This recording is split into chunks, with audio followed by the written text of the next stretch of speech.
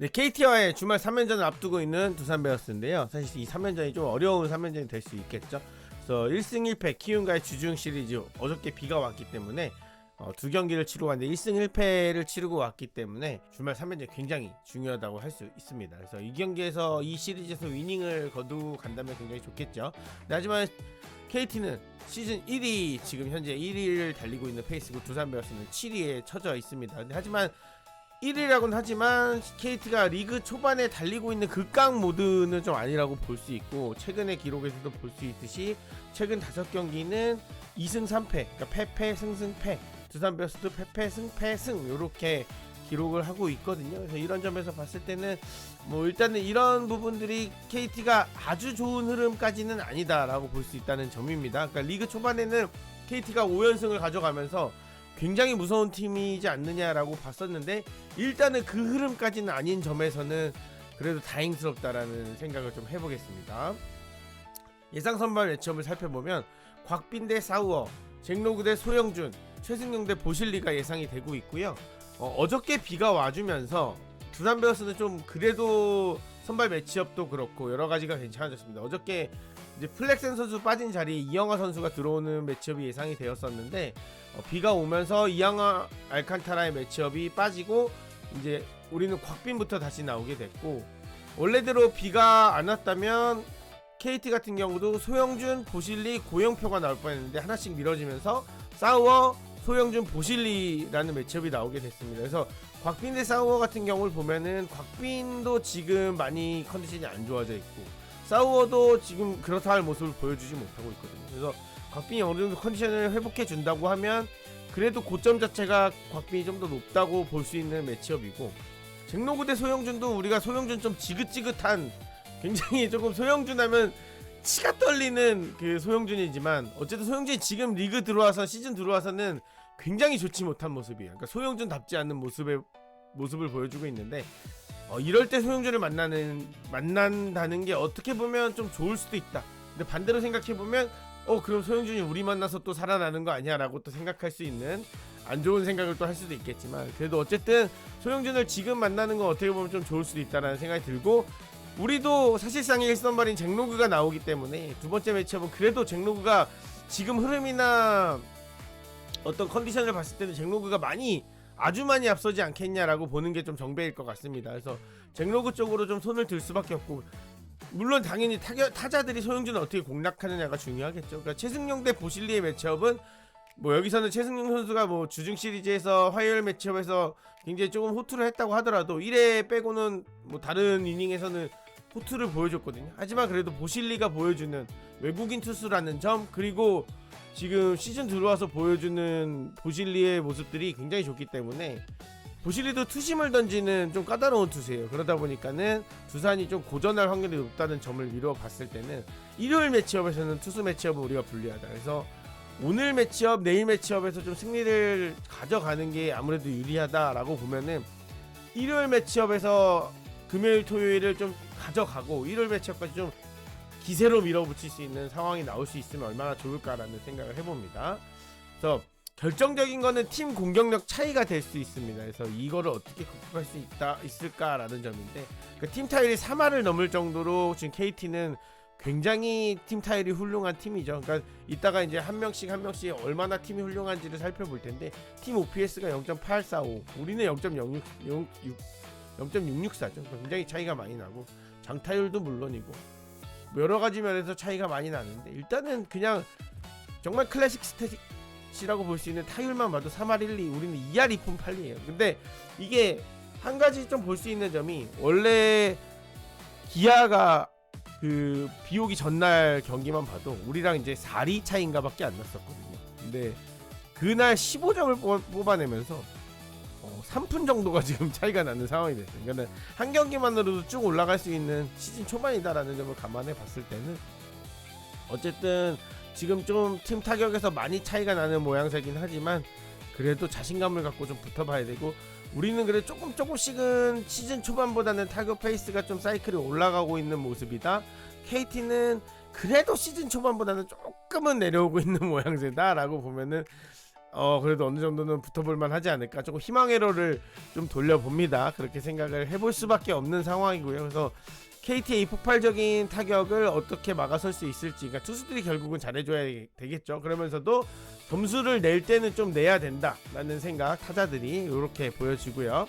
조심해야 될 타자들을 하나씩 좀 살펴보면, 뭐 WRC 플러스 관점에서 보면은 진짜 노답입니다. 그래서 안현민, 장성우, 김현수, 힐리어드, 최원준의 WRC 플러스는 정말 미쳐있어요. 그래서 안현민은 특히 정말 괴물 같은 선수고, 지금 WBC에서 돌아와서 3할 7푼 1리, 이 선수는 뭐 클래식 스탯을 봐도 미쳐있고, 출루율이, 그러니까 타율이랑 뭐 이런 건 뭐 좋으면 이해를 하겠는데, 출루율이 5할 2푼 1리, 볼넷이 8개나 된다는 점, 홈런 2개, 2루타 2개, 3루타 1개, 타점 8개, 그러니까 빈틈이 없는 타자예요. 안현민을 정말 주의해야 될 것 같고, 굉장히 까다롭습니다. 안현민은 어떻게 해야 될지 모를 정도로, 진짜 이 선수를 어떻게 해야 될지 모르겠어요. 그래서 안현민은 정말 까다로운 타자고, 그리고 또 미쳐있는 타자가 장성우가 있는데, 제가 물음표 체크 표시하고 물음표를 해놨는데 왜 그러는 거야. 장성우 홈런 3개, 2루타 3개가 있습니다. 장성우 출루율도 4할 1푼 9리. 물음표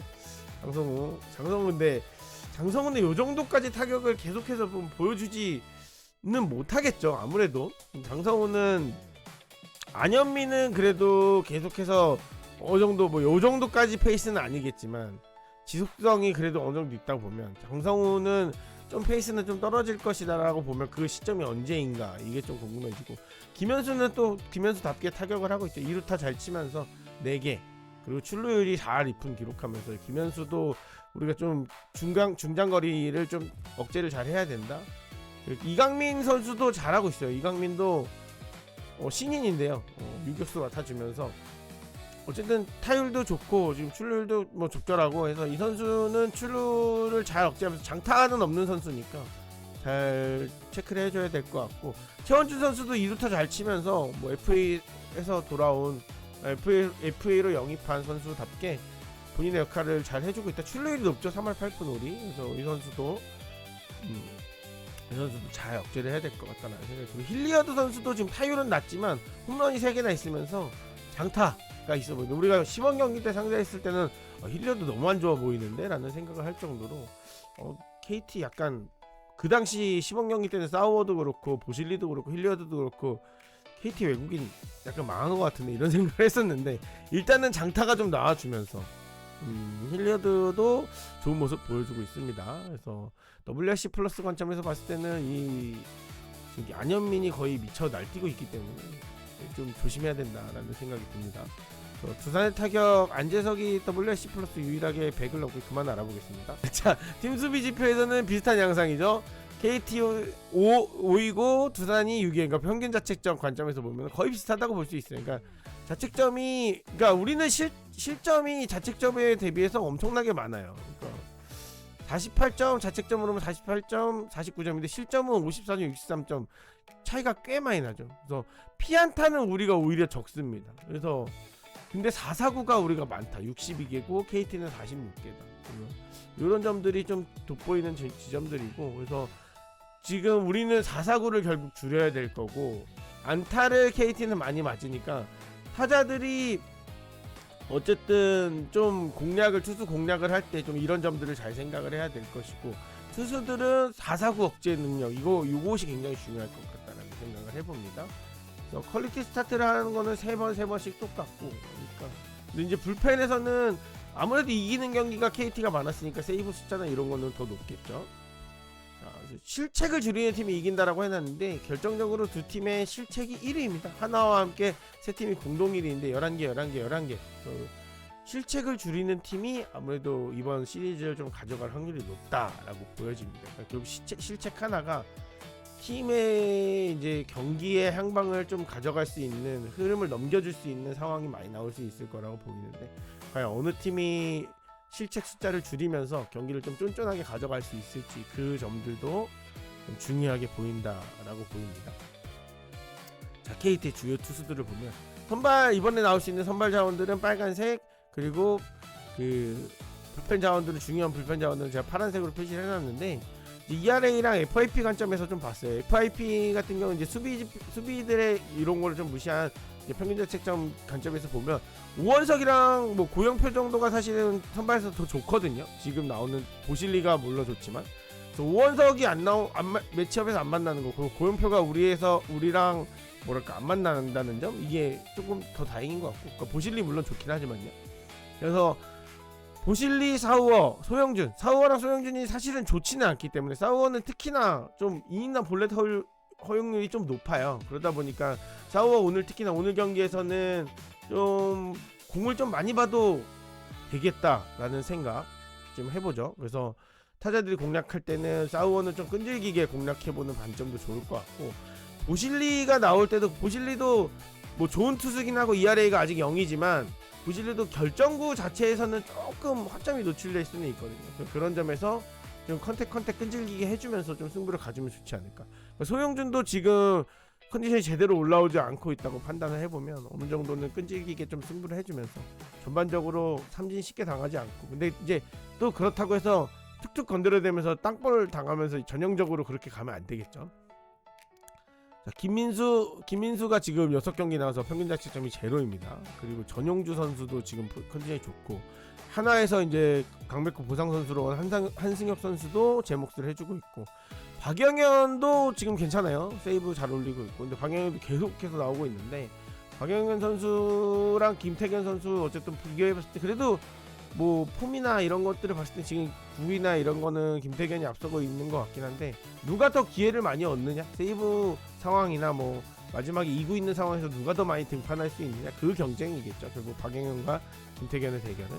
근데 스기모토랑 타무라가 사실 시범 경기도 그렇고 여러 면에서 가장 안정적인 아시안 쿼터 불펜들이 되지 않겠느냐 했는데, 사실 둘 다 아직은 기대에 못 미치는 모습이에요. 그래서 이 타무라와 스기모토의 이런 모습들도 좀 비교가 되겠다라는 매치업이 될 수 있습니다. 그래서 이렇게 3경기가 펼쳐질 예정인데요. 두산이 일단 타격에서 많이 밀리는 모습이고, 여러가지로 조금 어려움도 있는 매치업이겠지만 어쨌든 결국 좋은 모습들을 보여주면서, 이전처럼 하면 안 되겠죠. 지금 10경기 왔던 것처럼 하면은 결국 두산은 쉽지 않다라는 모습을 보여줍니다. 3경기를 잘 주말 시리즈를 잘 치러가면서 반등의 계기를 맞았으면 좋겠습니다. 구독과 좋아요 부탁드리겠습니다. 두산 베어스 화이팅입니다. 감사합니다.